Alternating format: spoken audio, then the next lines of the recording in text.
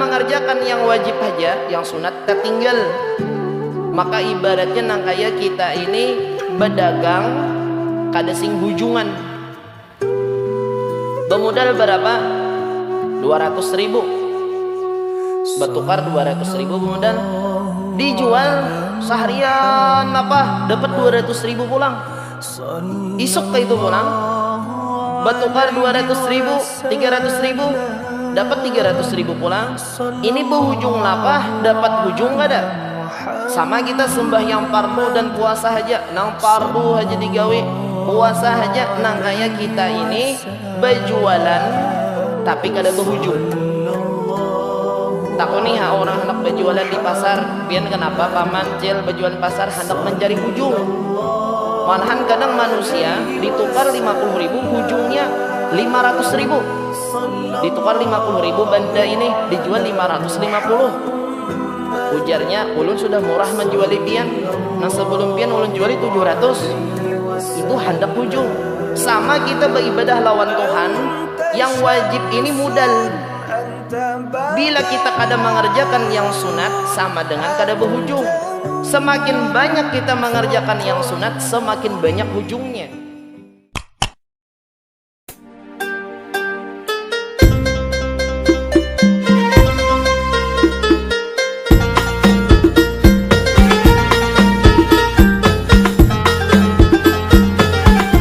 Ulama, dagingnya para ulama, orang-orang saleh ini masmumun, beracun.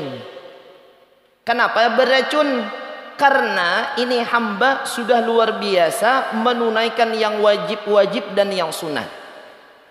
Dan banyak kadang di antara manusia ini kada tahu bahwasanya sidin ini sudah dicintai oleh Allah Subhanahu wa taala. Jadi kalau kita misalnya kada kawa mencapai menunaikan yang wajib-wajib, yang sunat-sunat misalnya kada kawa mencapai, jangan sampai kita memusuhi orang yang sudah sampai dicintai oleh Allah taala. Jadi kita makamnya ada dua. Kita kah hendak jadi nangka ini, atau paling kurang kalau kita kada kawa jadi nangka ini, kita jangan sampai memusuhi atau menyambati atau mengganggu orang yang sudah sampai nangka ini, karena mereka ini sudah menjadi orang yang dicintai oleh Allah Subhanahu wa taala. Amun kita misalnya merasa hidup hendak dicintai oleh Allah Subhanahu wa taala, ini caranya.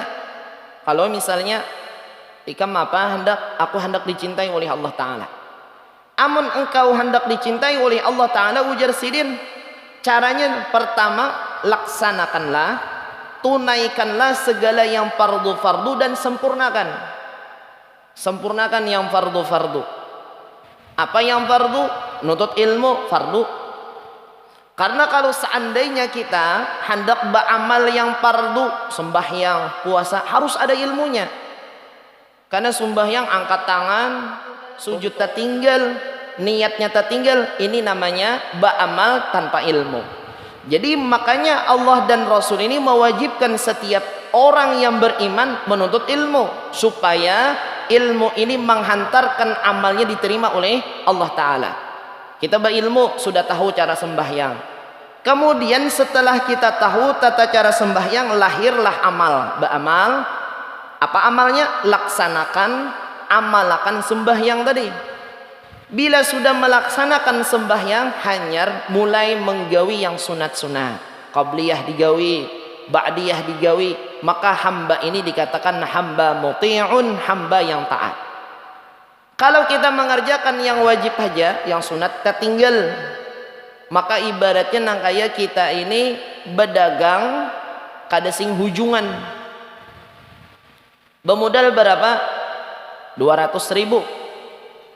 Bertukar 200.000 bermodal, dijual seharian apa dapat 200.000 pulang. Isuk ke itu pulang, bertukar 200.000, 300.000, dapat 300.000 pulang. Ini berhujung lapah, dapat hujung gak ada. Sama kita sembahyang fardu dan puasa aja, nang fardu aja digawe, puasa aja nang kaya kita ini berjualan tapi kada berhujung. Takut nih orang hendak berjualan di pasar, pian kenapa paman cil berjualan pasar hendak mencari hujung. Malahan kadang manusia ditukar 50.000, ujungnya 500.000. Ditukar 50.000, benda ini dijual 550. Ujarnya, ulun sudah murah menjual pian. Nah sebelum pian ulun jual 700. Itu hendak hujung. Sama kita beribadah lawan Tuhan, yang wajib ini modal. Bila kita kada mengerjakan yang sunat, sama dengan kada berhujung. Semakin banyak kita mengerjakan yang sunat, semakin banyak hujungnya. Dan tujuan yang sunat ini, ujar Nabi, adalah menambal yang pardu-pardu kalau ada cacat. Sembahyang pardu misalnya ada yang kurang, Fatihahnya kata balik-balik, atau Fatihahnya kah hurufnya kurang, atau ayatnya kah misalnya kurang, atau rukuknya kah kurang, nang sunat tadi menambalinya. Amun misalnya kita mengerjakan yang fardu, yang sunatnya kadeda, apa nang ditambalakan? Jen malaikat kadeda tetambalnya, kadeda hujungannya. Jadi sunat ini menambali yang wajib-wajib. Makanya contohnya seperti puasa bulan Ramadan. Man sama Ramadan summa atba'a bi sittin min Syawal fa ka'annama shama ad-dahra kullah.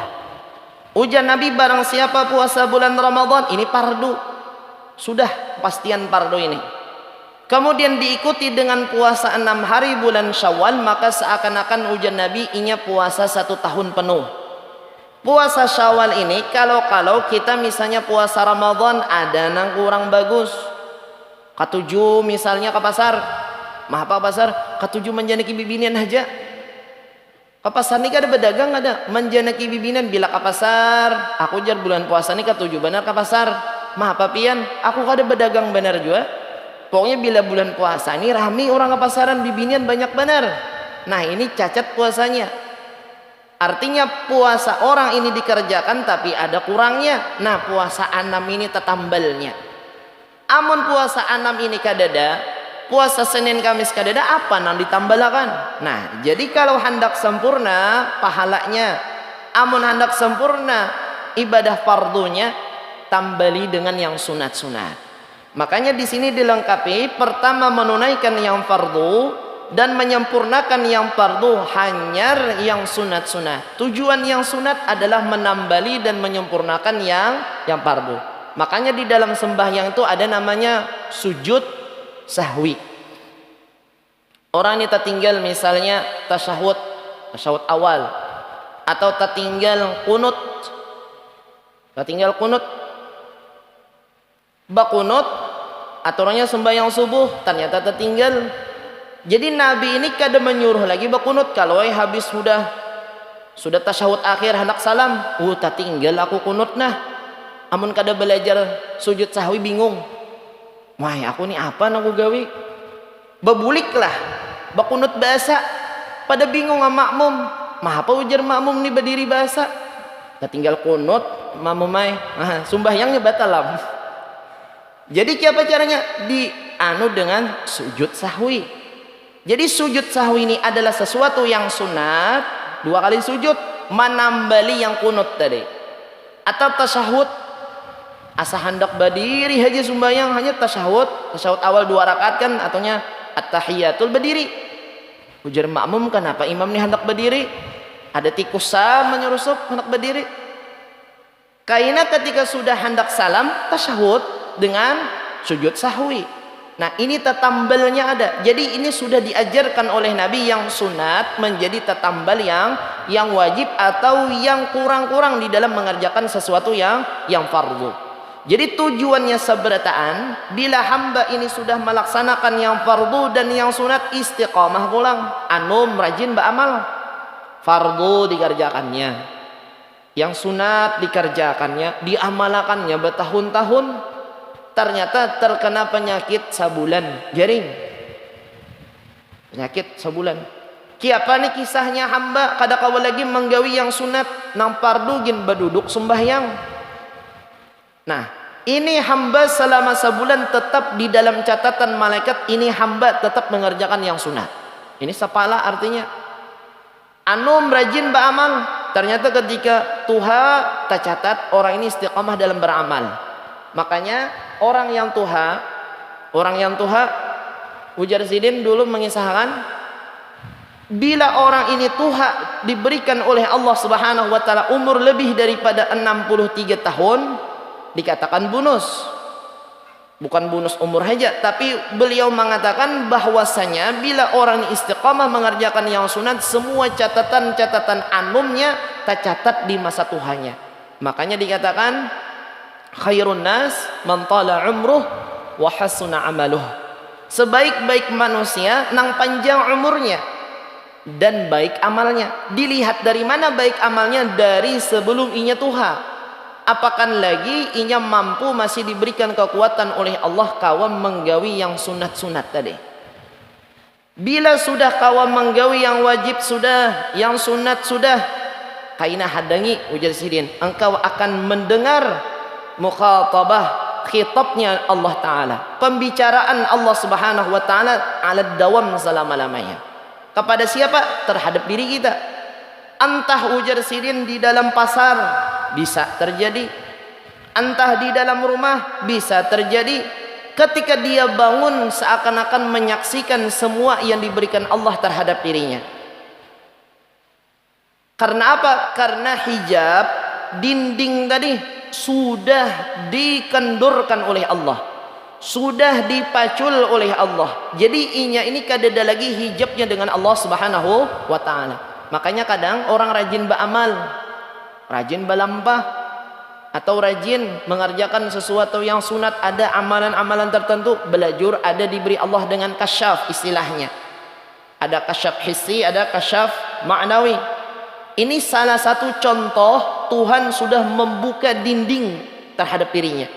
Allah melihatkan